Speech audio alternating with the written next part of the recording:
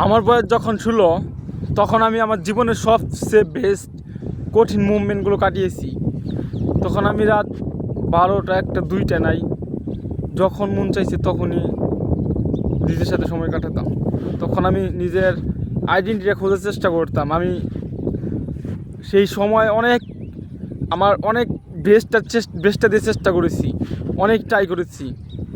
Cause আমি ইংরেজি শিখতে খুবই আগ্রহী ছিলাম তখন, আর আমি তখন থেকে চেষ্টা করতেছিলাম।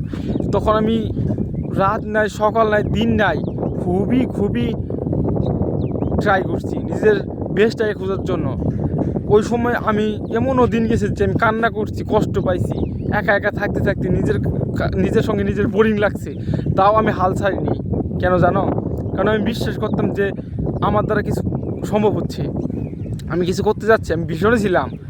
সো ওই সময় আমি রাত নাই, দিন নাই, ইচ্ছা রকম একা সময় কাটাতাম। ঘরের ভিতরে বেশিরভাগ সময় কাটাতাম, বন্ধুদের সঙ্গে মিশতাম না। বিকেল টাইমে খেলার সময় হলে তখন কিছুটা সময় দিতাম, বাট বেশিরভাগ সময় আমি নিজের সময় কাটাতাম। তখন বন্ধু বান্ধব, আশেপাশের মানুষ সবাই বলতো, কী রে তোর মধ্যে কেমন কী পরিবর্তন ঘটেছে যে তুই আমাদের সাথে সময় দিচ্ছিস না, তুই একা কেমন কী করতেছিস? তখন আমি তাদের বলতাম আমি ইংরেজি শিখতেছি। কজ এটা শুধু ল্যাঙ্গুয়েজ না, এটা শিখলে যে উপকার হবে আমি জেনে গিয়েছিলাম।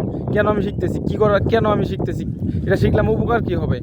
আর আজকে আমি সত্যি প্রাউড আমার জন্য যে আমি ইংরেজি বলতে পারি এবং আমি ইংরেজি জানি। আর এটার জন্য আমার অনেক অপরচুনিটি ক্রিয়েট হয়েছে। আর 2 বছর পর আমার খেলা শুরু হবে, এখন শুধু অপেক্ষার পালা। আর আমি এভাবে আমার জীবন পরিবর্তন করতেছি।